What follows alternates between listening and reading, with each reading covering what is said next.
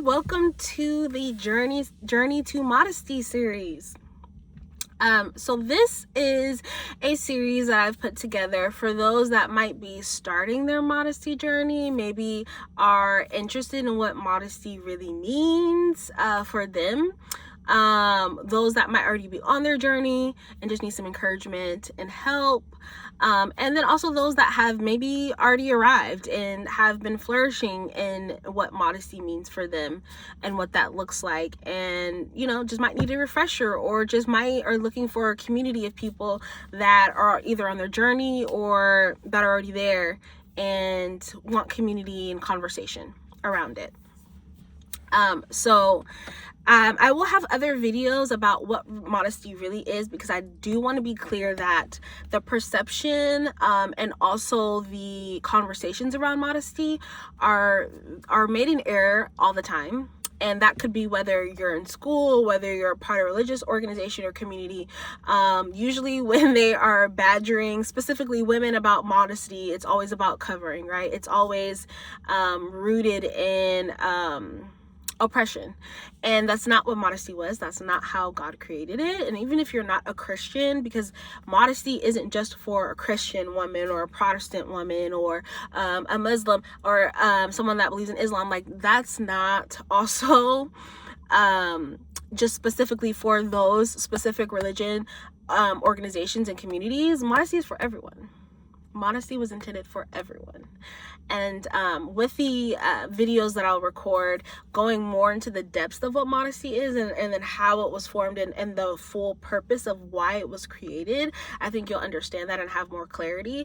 But I just want to provide clarity and context in this video that modesty is for everyone, and that is for men, women, children, everyone, right? It's for everyone, and it is purposeful, and it was created for a reason, and it's needed, and even videos like this will highlight why it's needed, and why you should be interested in it, and also why you shouldn't reject it, right?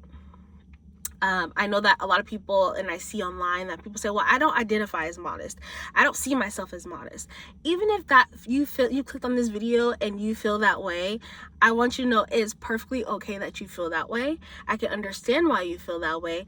And I want to just ask that you just remain open-minded for the things that I'm about to say in this video, and or if you decide to click off this video, maybe look at some of the other videos that I'll be posting about modesty. Just being open mind on the new revelation and the true truth about what modesty is and what it is, because what you've heard, what's been preached at you, what's been badgered over your head, what's been engraved in your minds is not the truth. It is full of manipulation, and it is deceptive, and so with that can make people feel and also reject it, right? And I totally understand that. And so what this is not to badger you, it's not to condemn you, it's not to persecute you, it's not to say all these horrible things to you.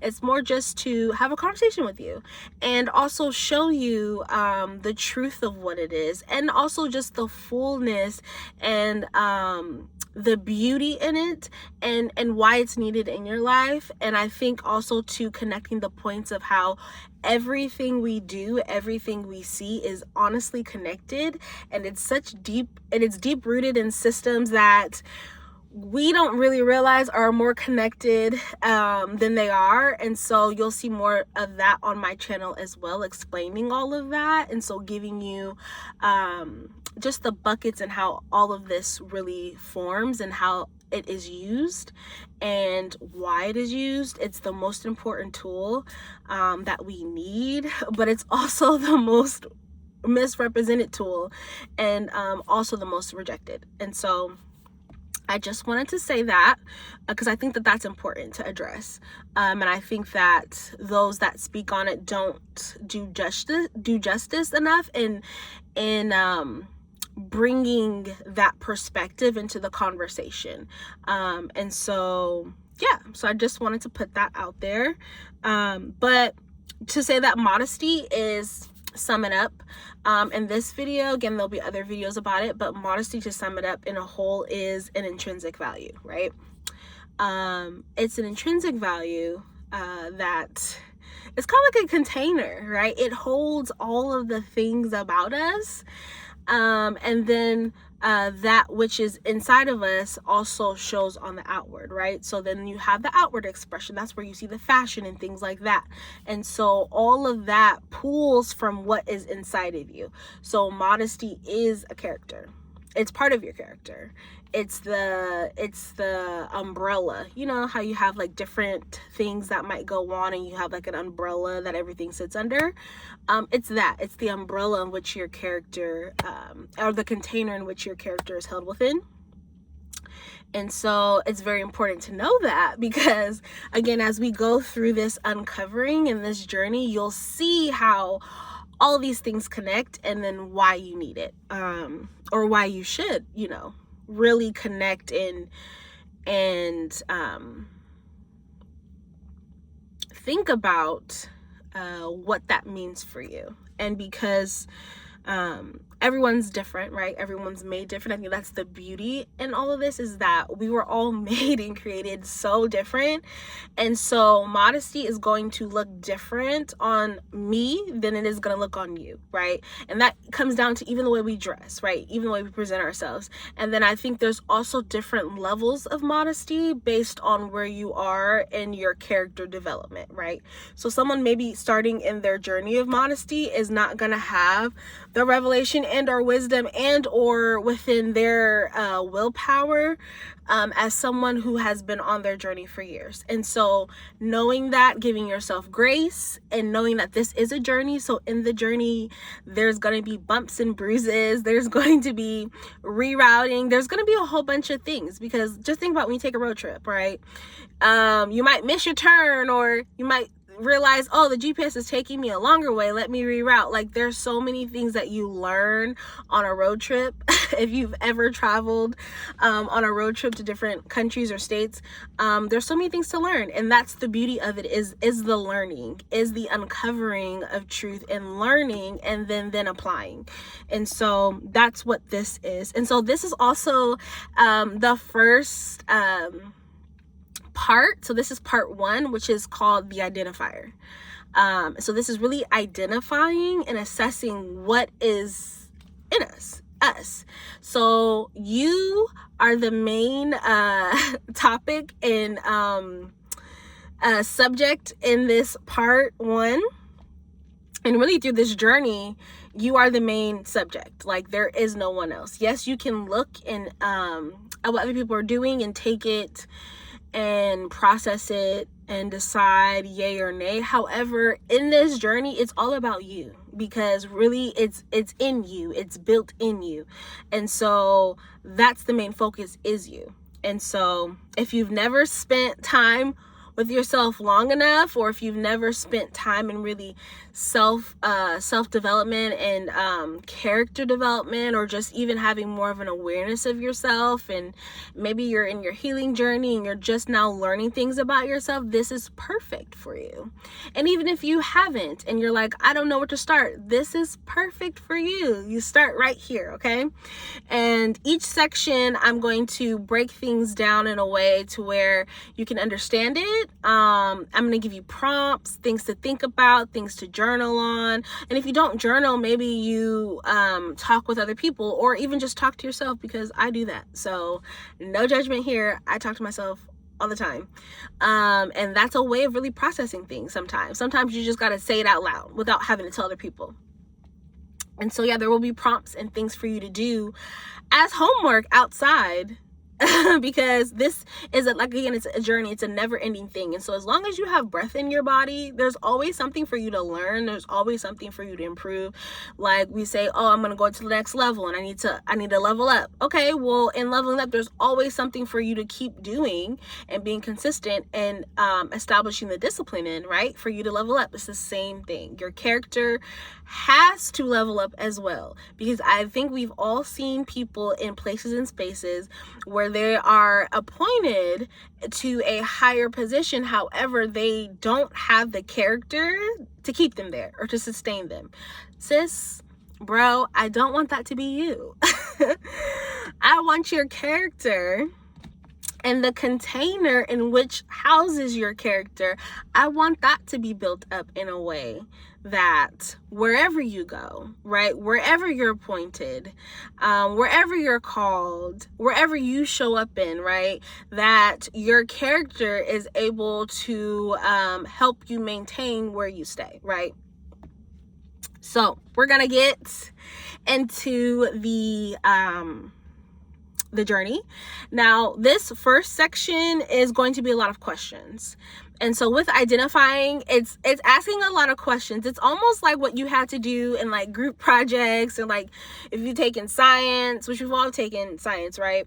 Like you know, you have to like come up with the main question of like, how do we even get to the project without coming up with the questions to really identify what we're looking for? Yes, it's all of that. So you are the science experiment, and these are the questions to help you identify what's in you to be able to then be able to make decisions that align with your journey. Okay, so I'm going to list these questions in the description box, and then I might have them on the screen, I might not, but I'm also going to go at a pace too where you can write them down. But also feel free to pause the video. You can write if you know some of the answers, you can write the answers as we're going along. But also this again is for you to do in your free time, in your spare time, and for you to really reflect on, because I don't want you just to give just like, oh, I know the answer, then I'll just give this answer, because I want you to really think about it, process and meditate on it, and think deeper, and allow your thoughts and really your introspection to identify what's inside of you, to really uncover some of the things that maybe you might not tell anyone or talk about.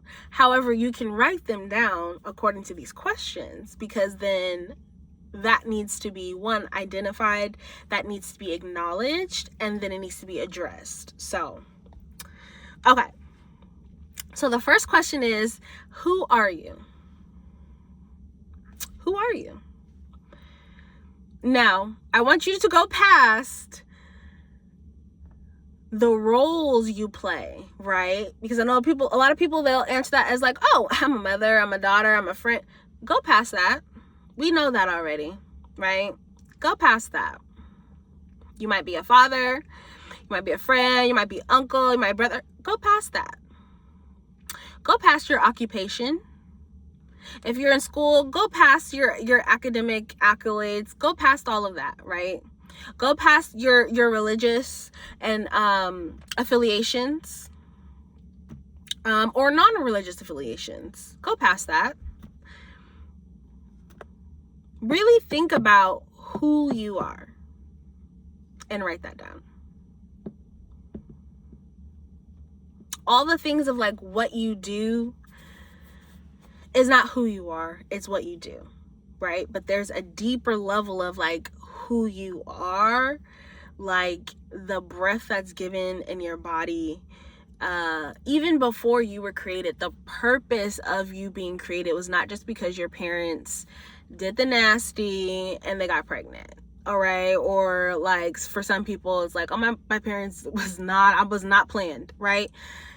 That's not your purpose, right? I know a lot of times people say, well, oh, you weren't even planned. So no, your purpose goes beyond that, because whether you believe it or not, you were planned.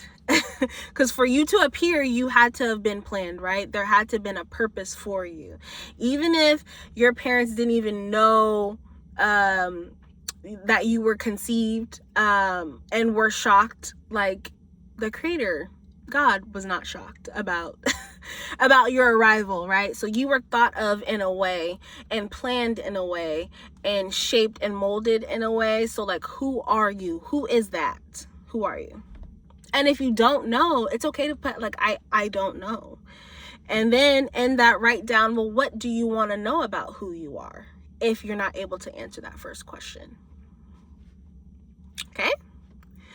All right. So next question is, who do you answer to? I'm laughing because this is such a good question.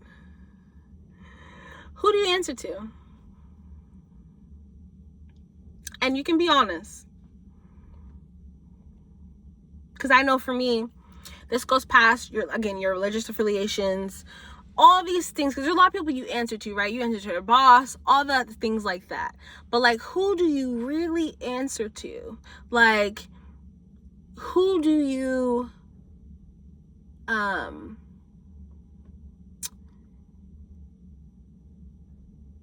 who do you answer to? Who do you really stand accountable to?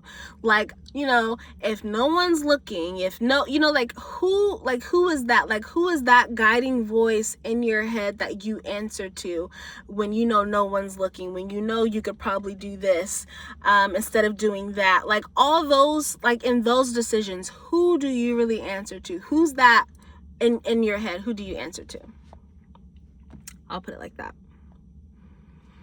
And if you feel like, well, there's no one, I answer to myself, write that down. Write that down.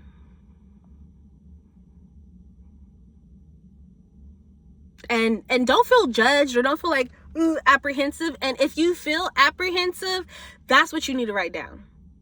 Like, whatever made you feel or have apprehension in the moment, write that down. Write that down. That's what we need. That's the identifier right there. Write that down. And key into those emotions and things that you might feel even through this. And even if you feel like, oh, I don't feel nothing, like this is just stuff I already know. Okay, then write that down, because that is an identifier. Every emotion, every feeling, every knee-jerk reaction, it's all identifiers. So write it down. Okay? So third question is what do you like? What do you like? Write that down. Reflect on that. What do you like?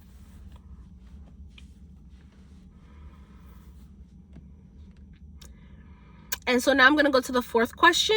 There's two questions in here. So the first question is, how do you feel? Now this could be like at the time you watch this video, like how you feel. Or this could also just be like, okay, well, like the season or like the state of mind that you currently have. Like, this is how I feel currently. That's okay too. And then in that, the second kind of follow-up question to that is, how does what you like, which was listed in question 3, make you feel? How does what you like make you feel?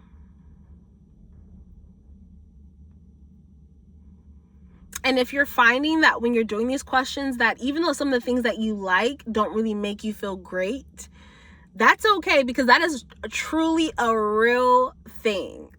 That is a real thing. And so write that down. Because there's a lot of things that we like that don't really make us feel great, or there's a lot of things that we like, but to obtain it, it's not a great feeling to do. You know what I mean? So write that down. It's important. Okay, so this is going to be the final set of questions. There are multiple questions within this. So if you've gotten to this far, or if you've gotten this far, sorry, congratulations. Even if you've stopped and had to come back and maybe you're a couple weeks or a couple months later, that's okay too. Welcome. And maybe you're still stuck on question 1. That is perfectly okay. Don't feel rushed in this moment, right? Don't feel rushed. Don't feel judged. Don't feel shame. Like, all those things you don't have to feel. Like, this is totally okay, right? We need to identify. That's why this is called the identifier, because we need to identify everything that you're feeling. And sometimes, life happens to where we end up suppressing a lot of how we feel or what's inside of us, or just the things that we don't have time to think about because we have other things to handle. And so now that you have this place and space to handle it, address it, like, let's do it. It may not feel good, but let me tell you, when you really address it and move past it, you're gonna be so glad that you did. It's gonna feel so much better, I'm telling you. And as we go through this journey, you're gonna see and uncover why, like, like why you're like, oh, I'm so glad I did that. Like, I'm so glad I just sat down and just did it. Like, I'm glad I took the time to really think about and move through the prompts and the questions. There's going to be such a freedom, right? And I know that that's what a lot of people are wanting, a freedom in their finances, freedom in their time, freedom within themselves. Like, and so this is the journey to freedom. And freedom is not easy. It does not look aesthetically pleasing all the time. It is some deep, hard work, right? But once you get there, you're there. And then you've identified things, and so that is your guide and your compass on how you maintain your freedom. And so we'll get into that, because girl, that's the good part. Like, that's the fun part. Okay, so yes, this is the final set of questions. There's a couple questions within here. So the first question is, when do you feel like your most authentic self? So yeah, think about a time where you felt like your most authentic self. Like, this was me. Like, and if you're like, I don't know, girl, or I don't know, that's okay. But like, when was the time you felt like your most authentic self? Or it could be, when was a time, or when do you feel like you've had the most like freedom, like liberation, like the thoughts and the clutter that happens in our mind, the overthinking, the chatter from other people, all that stuff, none of that mattered, because in that moment you felt so free. When was that? Or what makes you feel that? So then the second question to this, or the follow-up question, is going to be, do you like when you are stripped bare? Now, this can kind of be taken the wrong way, but in the context that I'm talking about, is like when it's just you, like your natural self. Like, if you were to go look in the mirror right now, right? Your hair is just your hair. Your eyebrows is just your eyebrows. Like, there's nothing added as an extension of you. There's like none of the other things, right? None of the external things added to you. Do you like the natural you, like the bare you? I'm not talking about when your eyebrows might be natural, but you get them threaded, or you get them waxed. Do you like your eyebrows when they're not threaded or waxed? Do you like your nose when it's not contoured?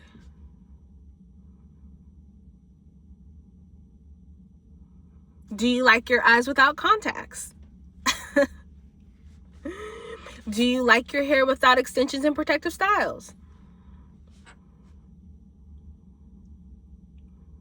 Do you like your body without clothes, or without waist trainers and girdles and things that constrict and smooth? Like, do you like yourself stripped, completely bare?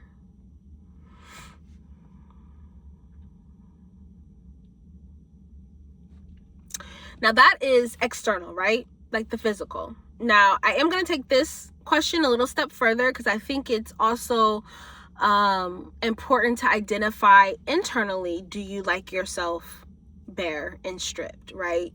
So do you like yourself without all that external stuff, right? But then without those masks, right? Without those things that we can hide behind, do you like yourself? Do you like your character right now? Do you like your attitude right now? Do you like your mouth right now? Do you like how you handle situations? Do you like if you take things personal or you don't take things personal? Do you like that you lack or have patience? Do you like that you lack or you do have self-control? Do you like your level of discipline? Do you like your level of self-control?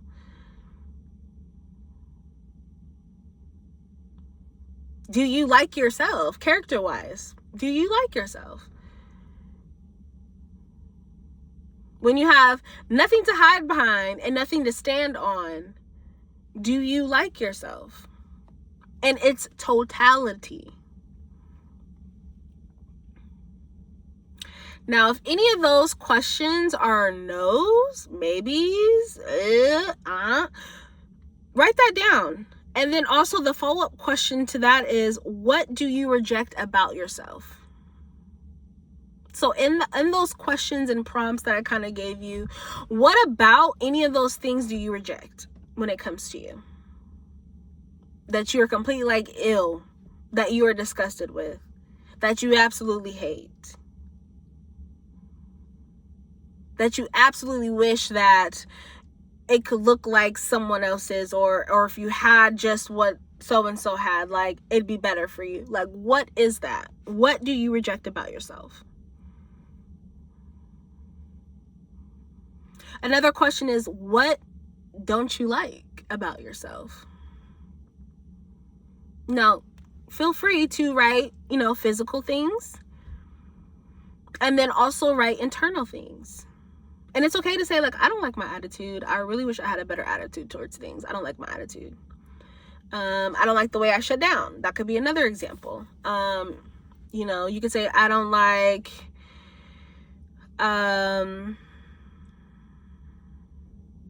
maybe my outcome in life, looking at things more negatively than positively.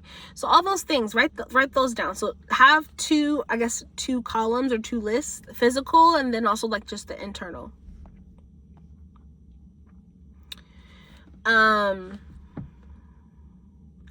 This is good. These next two questions are good. I almost forgot that I put these here. Okay.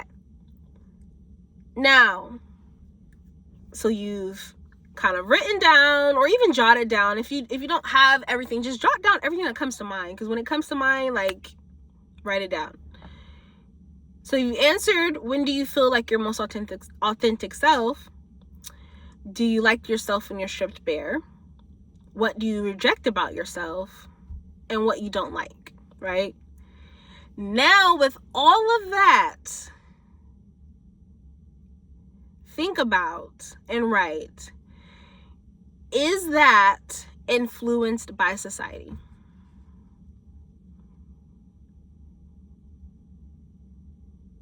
Is that influenced by society? So if you wrote down, I don't like my nose unless it's contoured, baby. You know what I mean? Is that influenced by society? Did someone tell you that? Were you teased about that? I don't like my double chin, or I don't like my body, or I don't like this, or I don't like that. Okay, was that influenced by society?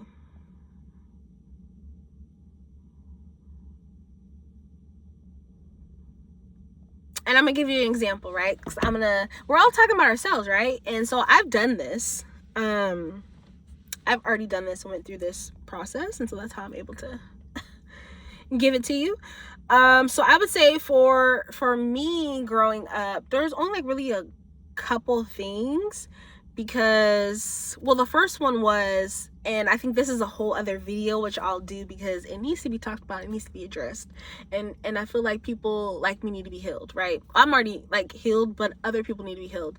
I think when it comes to being a person of color, a Black woman, and as a child, I mean, we kind of already grow up fast anyway, but that is elevated when your body takes form at a young age. And so then you become sexualized in a manner in which, not just by men, but by women as well.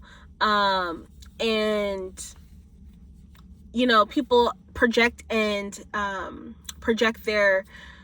sexualized thoughts and feelings, even negative, of like, hearing like, oh, you definitely can't wear that, or things like that. So that was a thing. And I think Another thing for me, I would say physically, outside of that, because again, that's another video, and so I won't even get into that because we'd be here all day with that. But I do think it's another video that needs to be talked about, because even now, and what society looks like now, where, you know, the hips and everything and the BBLs were glorified, and now it's back to being ultra thin, and then it's a lot. So that will be a video, but again, we'll be here all day for that, and so that's not what this is about.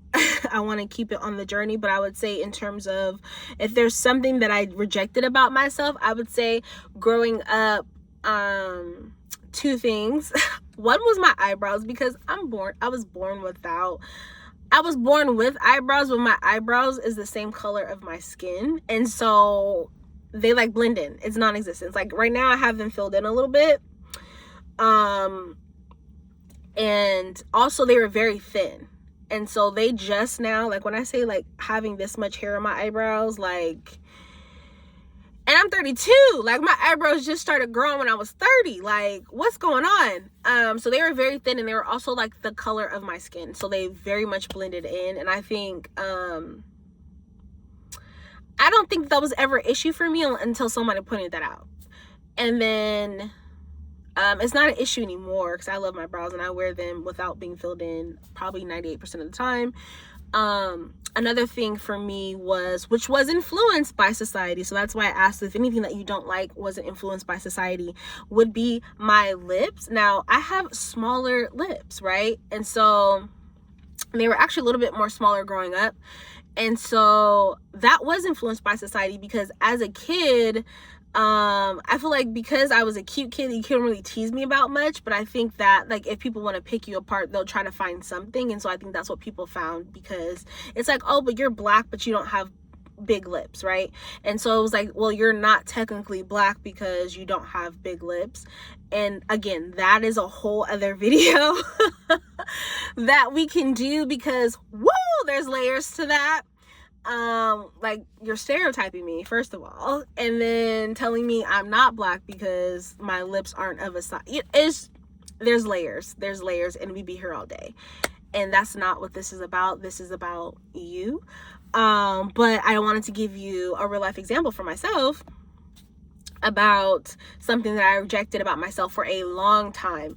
And I think it's funny, because I thought about lip fillers and things before fillers even became like so trendy and like such a normal, like, of course it was going on, but like, you know, with social media, like it became such a normal thing that you see everyone doing, and I never did it. I don't know, I think the thought just went away. And then being able, I guess, through social media to see those that do get fillers on their lips. And if you have fillers, like, I'm not coming for you, but I'm just saying, I think I've been able to see through social media like the worst cases and the best cases, and then also being able to look at videos where people are like, yeah, I did this, but I totally regret it, and I actually wish that I could go back to the original way that I was, because I was fine that way. And so through that, I think that, I won't say it's helped, because before then I had already processed that and like moved on and healed from that. But I think that kind of also helped solidify, like, oh, thank God I didn't do it. You know what I mean? So that's kind of how it was for me. Again, I had already like healed and moved on and processed that. But I think also being able to see like other people's journeys and like their mistakes, and them being brave and honest about it. And showing the pictures and like really illustrating and showing and sharing their process of like their mistake, and being very brave in that, solidified for me like, wow, I'm glad I didn't do that, because that would have just taken me down a road I didn't even need to go down. You know what I mean? And my lips are bomb. Like, I'm but that was something that was influenced by societal, and I would say environmental as well, also racial. And so even with this, it's okay with all these questions to list things, because again, based on your experience, based on your culture and things like that, and your race, there are some inner things that might have been pressed upon you even at a young age, about why you feel about the things you do and don't like about yourself. That could be culturally, that could be subject to different races and demographics, and it also could be environmental, like the things and people around you and the mindsets around you. So please put that down, because again, in doing all of this and going through this process myself, I had to write those things down. I had to address those things. And so that's really important, and I did want to give a live example about what that looks like. And I think that the things that I've mentioned, they definitely will be another video, because the layers to it, like I'm just sitting here like, we be here all night, because it really goes deep, right? And I think that's also why it's important for us to go deep, because the things that we hear, the distractions and the noise and the chatter and the really like opinions and things that are so unsolicited, because whoever said that about me and about me not being black because I don't have big lips, like that was so unsolicited, because I was not thinking about that. I was not thinking about that. And I was so young. Like when I say young, I'm talking about like 8, 9, maybe 10, something like very young. And I end up hearing it all throughout like middle school, like all through like elementary, some, but definitely middle school and high school. When I got to college, I didn't really hear about it as much. Yeah, I didn't hear about it as much. And I'm just saying, like my lips never stopped anything. The size of your lips, baby, is not gonna make someone not want to pursue you. And if that's the case, or the size of your body, or the size of this, or the size like that, if that's the case, then that's something you don't want anyway. You know what I mean? In your presence. And so, yeah. And I feel like too, with that feature, like even though I didn't like it, I think that was the most complimented feature outside of my smile and my skin. Like that was the most complimented feature, especially for men. So people just creating insecurities for no reason, and people so yeah, let's give that live example and then we're gonna move on. And then this is the last question, because like I said, we could be here all day, but we're not going to get into that right now. And then the last question is this hurting your growth? So you've identified when you're your most authentic self, or when you mostly feel free, right?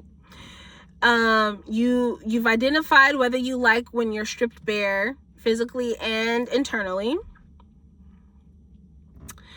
You've identified what you reject about yourself the most, and also what you don't like the most about yourself, right? Physically and internally. And then you've identified if this is influenced by society. And society is like the total. So it could be like, again, religious organizations. It could be your culture. It could be school. It could be whatever, your household, like all of that. All of that's within society. So yeah. And now, with all that we've identified with that, is this hurting your growth? And I want you to really think about that, because I know if you've put things down that you're like, oh, this is vain or this is superficial, it's not as vain or superficial as you think. And also think about in what ways of that you've despised those things about yourself. Have they hindered you from really stepping out? Where you're like, okay, well, I won't do this, or if I do this, I have to be covered in this way, or like, you know what I mean? So is this a hindrance to your growth? Has it become a hindrance to your growth?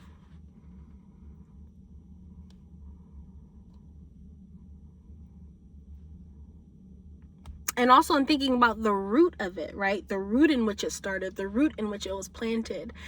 Has that root then produced fruit to where, yeah, there's been some hindrance to your growth? Now, it might not be in that specific area, because it's not always like, and I'll use that example about my lips, right? So that didn't really hinder me, because I didn't think, one, oh, I'm not black, because I know I am. clearly. And then 2, I didn't say like, oh, no one's gonna want me. I think for me, it was just more internalized as like, wow, okay, I should really have bigger lips. That's so funny saying it out loud. But like, no, like my grandma has small lips. My mom has smaller lips. I mean, some people in my family have big lips, some of them have medium, small, like there's a variety. So, and my dad, I can't really, like, I know what his face looks like, but I can't imagine that. But then also knowing that there is some mixture in my family, like not everyone's black. There's some white or other things mixed in, and so that's a thing too. But it didn't really necessarily hinder me, but I could see how that insecurity of like, oh, why don't I have, or like, I'm not looking as if, you know, or there's nothing on me that's an identifier with other people within my race. Like that was the root, like that, the root of that comment is what planted the root in my mind. And so then that manifest in different ways to where, yeah, it did hinder my growth, because then I did start to downplay myself in ways. I did start to think about my body and or like my demeanor in ways, I would say in terms of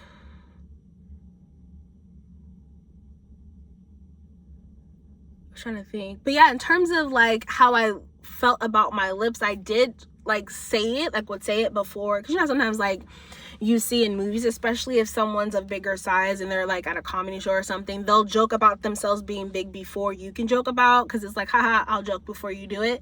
So I did do that kind of thing, like, but just the plant of the thought of myself not being enough, right? Or not having what someone said I should have. Like, so just that end up, yes, impacting my growth and hurting my growth in ways, because that stemmed into other things that didn't necessarily have an impact on like how I showed up, or not like I stopped talking and was like, oh, don't look at my face because my lips, like I didn't do any of that, but it just manifested in other ways to where it impacted my growth, right? So thinking about that, because some of the things you might have listed have been like, girl, no, because I still, you know, but like, no, but let's think about the root of it. The root of that thought, or like that comment became your inner thought, right? Became your inner dialogue, became the critique that now you place on yourself. And from that critique, is it hurting your growth? Is it hurting your growth in other areas that maybe you're not aware of, but through to me talking, you're like, oh, identify that now. I could see where that sprouted off and created this over here. You know what I mean? That's a real thing. And so, yeah, is this hurting your growth?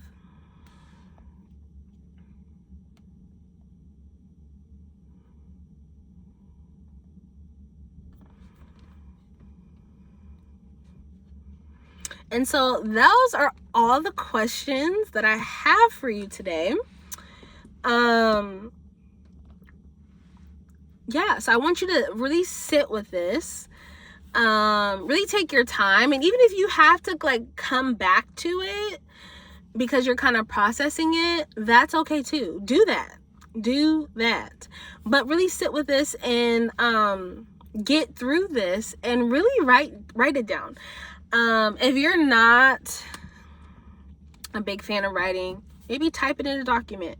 Just keep it somewhere to where you can reference, because the things that we've talked about, the things you have identified, the questions used, it's all a part of the process and journey. And so you're gonna want to have this written down or stored somewhere that you can reflect back on, because these are going to be things that now that you've identified, right, we have to acknowledge. And so in this identifying of you writing it down is the acknowledgement and is the admission that, wow, this does exist. And so now that you've identified it, and now are acknowledging and really bringing truth to like, okay, I really do feel this way. As we go along the journey, then you can address it, right? and address it in a way that is sustainable, and that gives you the opportunity now to look at things in a different way, and also feel a different way about it. Like, you have the choice now to feel a different way about it, to change your decision about something, you know? So take your time. Again, this is a journey. So whatever shame, discouragement, even like you feel depression or anxiety, or just whatever you might be feeling in this moment, confusion and whatever it is, write it down. But then also, like, hold space for it, and not in a way to where it consumes you, but hold space in that moment to know, like, okay, this is what's going on, this is how I'm feeling, this is making me feel emotions maybe I haven't felt before. Maybe you've buried it and now it's coming up and you don't know how to feel because it's like, I already have enough going on. All those things, like, just take time, hold space for it to really process it. And yeah, stay tuned for the next video, because the next video will be part 2 of this journey. And so if you have any questions or comments, leave them in the comment section. Let me know how this was helpful for you, and I will see you next time on the journey series to modesty. Bye.